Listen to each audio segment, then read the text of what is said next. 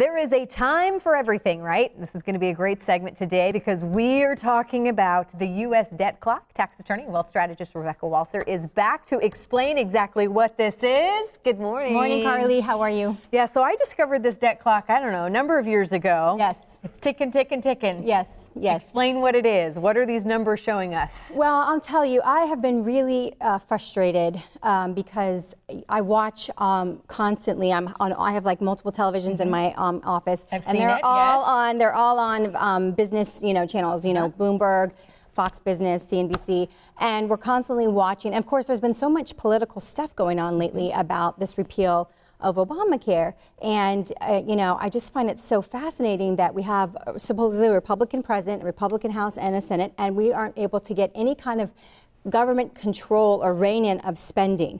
And I don't want to sound like the big bad, Scrooge that doesn't want to give stuff away.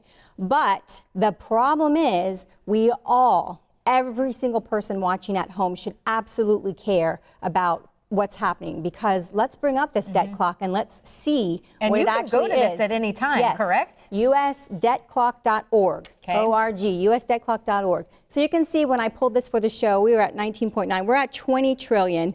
When we include unfunded liabilities, we're in the middle section here, total debt 67 trillion. That includes our unfunded liabilities to our boomers, for Medicare and Social Security. So $20 trillion. Let me put that into perspective for you, Carly, and for the viewers at home, because people don't understand, what does that mean? When Ronald Reagan took office in 1981, we barely started to begin to touch $1 trillion in debt. We were not even at $1 trillion of debt in the 81, and now we are at 20 trillion. So this is a huge problem because we have the retirement of the boomers and we have the debt at this high level at the same time. If Washington doesn't rein in spending, our taxes when we retire are going to be 50% and up. It's going to be massive. Well, and how do you change the way we think about this? Because I think most people, we're a big country. We're supposed to be in debt. This is just how it is. We can't do anything about. I mean, what do you say? I mean, I know that's a big question. But again, it goes to people caring about this and knowing. This is the thing, Carly. People they don't think in terms of how government actually ends up affecting them. The government is the creator of nothing except for the military. They take and redistribute. So if we have debt this high and we still want to maintain social programs, which I think we absolutely need to maintain a social safety net for people in our society, that needs to be there.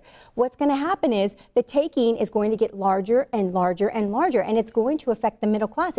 The rich cannot pay for everything. They cannot pay for everything. We can't tax the rich. Even 100% of taxing the rich would not pay for everything the government needs to pay for. So as a wealth strategist, when you are meeting with families, when you are meeting with people, how does this come into play with how you set up their plans, and how much of an influence is that? Well, I'll tell you, the biggest thing, we always talk about market volatility, we talk about market return, but the second biggest thing, and probably even bigger now going forward, is tax.